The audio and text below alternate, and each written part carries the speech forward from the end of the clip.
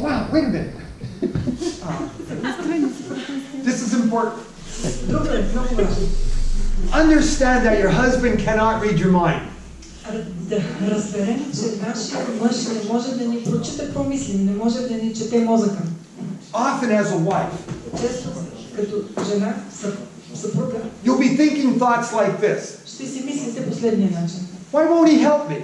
Защо той не ми помогне? Why won't he talk to me about this? Защо просто не седне и да поговори с мен за това? Why doesn't he seem to care?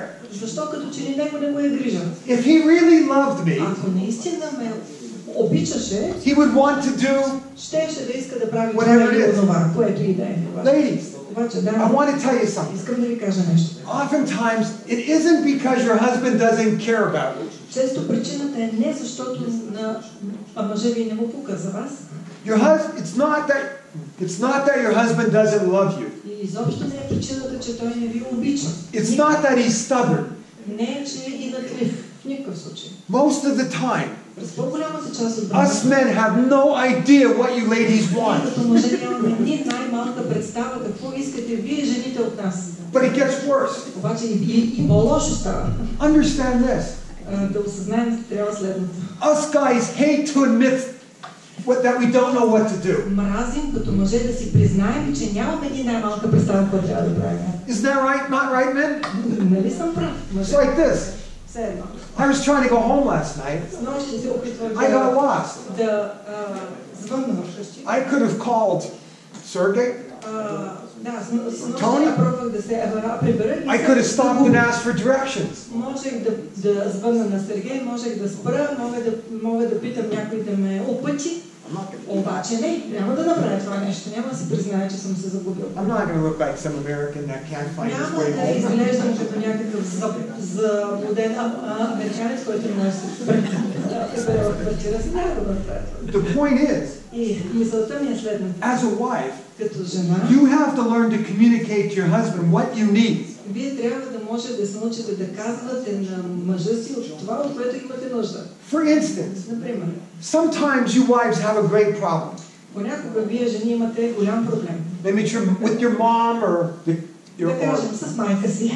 Имате проблем. Or somebody in your ministry. Или някой във вашето служение. And you unload on your husband. И вие си изсипвате целият този товар. And the guy will sit there and he'll listen. И мъжът стои, слуша горки. And as soon as he stops talking, as soon as you stop talking, веднага щом като вие спрете да говорите, us husbands want to give you solutions. Ние, мъжете, искаме да ви предложим решение. Right? Нали? I mean, if you're going to tell me a problem, ако вие ми казвате, you must want my advice. Моя разум е, че вие имате нужда от моя съвет. But I have learned обаче съм се научил, that often a wife doesn't want advice. че жената изобщо не иска никакъв съвет, никакво решение. Is that correct, ladies? Нали вярно това, жена?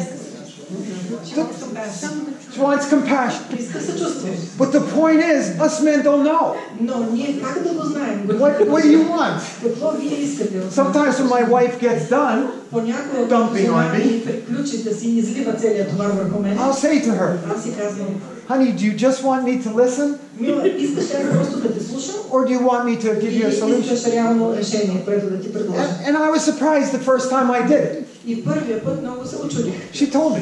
Тя ми каза. Just listen. Каза, просто слушай. Просто да ме слушаш. 2 nights ago on the phone. Преди 2 нощи говорих по телефон. I made the same mistake. Направих същата грешка. She was having a problem. She's going on and on and on. Имаше тя някакъв проблем и ми разказваш.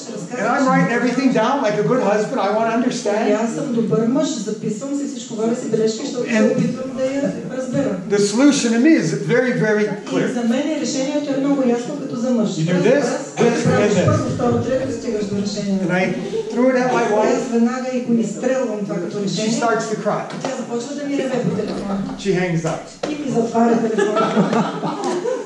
What do I do now? И сега казвам какво да правя. And I talked to her yesterday about it a little bit. Малко вчера си поговорихме за това. 3,000 miles away. Try to be careful. Просто много е опасно, като си далеч на 3000 мили да говориш с някой така. She just said, I just get tired of just talking about it. И тя ми казва, аз се уморих само да говоря за това. She just wanted to vent. Тя просто искала някой върху който да си поизлее цялата тая болка, цялата тая мъка. проблем. And I wasn't smart enough to understand that. Обаче аз не бях достатъчно умен да го проумея тогава. So ladies, give us a hint every now and then. Така че от време на време ни подсказвайте така, давайте ни нещо като намек, какво се очаква от нас. And here is a destructive way that a lot of wives think. Но ето един много деструктивен начин, по който разсъждават повечето жени. The more he loves me, колкото повече ме обича, the more he should be able to understand what I need. толкова повече той би следвало да разбира това, от което аз имам нужда. That kind of thinking is pretty unrealistic. Обаче такова мислене е абсолютно нереалистично. One lady wrote this when she was traveling with her husband. Една жена е написала следното, която пътувала с мъжа си. They used to go on a lot of long trips.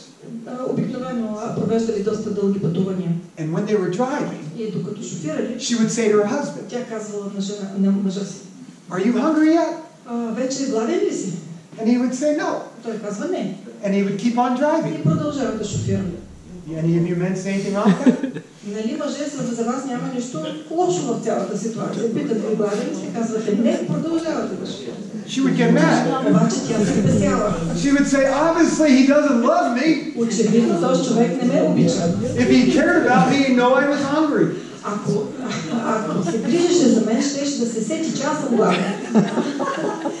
If he cared about me, he would stop and have some lunch. Ако се грижеше за мен, щеше да спре и щеше да мога аз да си купя нещо за хапване. But when she learned to say to her husband, обаче тогава, когато тя се научила тази жена да казва на мъжа си, I'm hungry. Аз съм гладен. Can we please stop and have something to eat? Да спрем на някакъв да си остане. Every man in this room would probably say, sure, of course. И всеки мъж в тази зала би казал, разбира се, ще спрем при първа възможност. Okay, the next one. Следващото. Don't ever point out your husband's faults. Никога не изтъквайте слабостите на мъжа ви in front of other people. пред други хора. Don't ever criticize him in front of other people. Никога не го критикувайте пред други хора. This will make him feel like an idiot. Това ще го накара да се почувства като пълен глупак. And it'll cause him to lose all credibility. И просто ще загуби всякакво доверие, така да се каже. A man needs to feel respect from his wife. Един мъж трябва да се чувства уважаван от жена си. So don't embarrass him in front of other people. Не го поставяйте в неловко положение пред други хора. And this is especially in front of your children. И най-вече пред вашите собствени деца. Your husband doesn't want to lose credibility with his own children. Защото не иска да загуби това, което вече е градил пред децата си.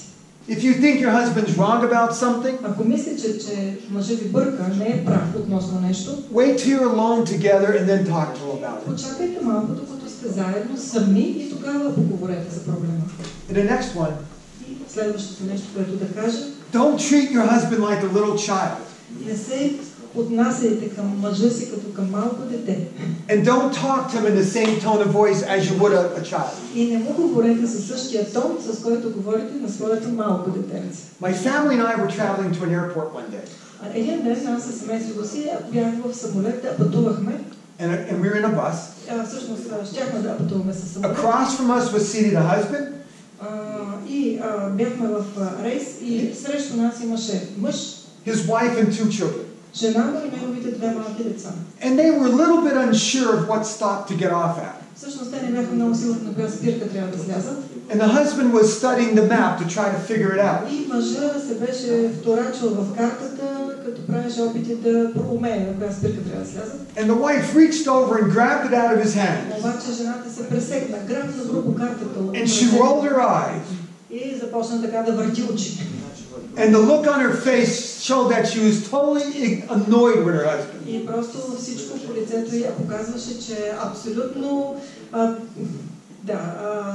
бесена на мъжа си. She was totally irritated by this 40-year-old child. Подразнена от този мъж, който беше на 4 години. Така се държеше. Who in her mind was obviously too dumb to figure it out for himself. Според нея, според това, което се четеше по лицето й, беше твърде глупав този човек сам да се сети на коя спирка трябва да сляза. We were totally embarrassed for the guy. И трябва да ви кажа, че ние самите безкрайно се притеснихме заради човека. And Elaine said to me, И Елен ми каза, Now you have a good example for one of your marriage seminars. Сега имаш много добър пример, който да го представиш при един от твоите семинари за брак.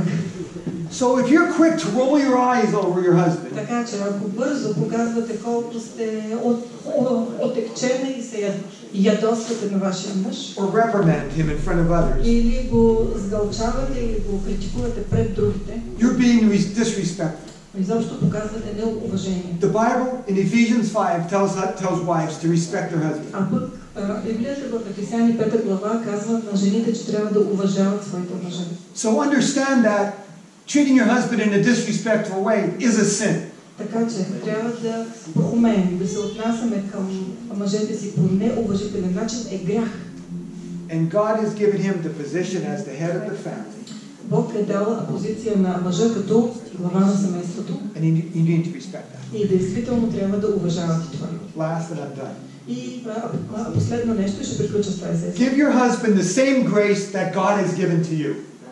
Дайте на своя съпруг същата благодат, която Господ е дал на вас самите. Understand how much God has done for you. Проумейте колко много Бог е направил за вас. He has seen every wicked act that you ever committed. Той е видял всяко лошо, всяко зло, нещо, злодеяние, което вие сте свършили. God has heard every juicy bit of gossip that you have ever uttered. Бог е чул всяко пикантно нещо, като клюка, което вие сте казали спрямо друг човек.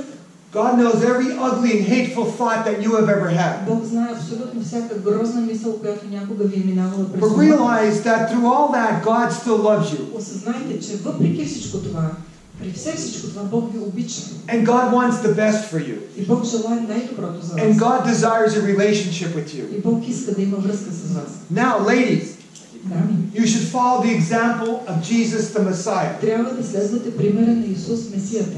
Can you extend that same grace to your husband? Може ли да дадете на съпруга си същата благодат? Or are you like that man in the parable Или сте като този човек в притчата, that Jesus told? притчата, която Исус сам The каза. man who was forgiven a great debt, Този мъж, на който е му бил простен голям дълг, but he went out and he beat his fellow servant. е излязъл и е намерил свой слуга, който му дължал мъничко и го набил. Because he owed him a very small sum of А той money. му дължал толкова малка сума. Do you treat your husband Дали вие се отнасяте към мъжа like си, that wicked servant също както този зъл слуга, who beat the man who owed him който so little набил човека, който му е дължал толкова много, when he had been forgiven? като междувременно му било простено толкова? So now thank you and I'm really done. И сега, благодаря още веднъж, този път наистина приключихме тази сесия.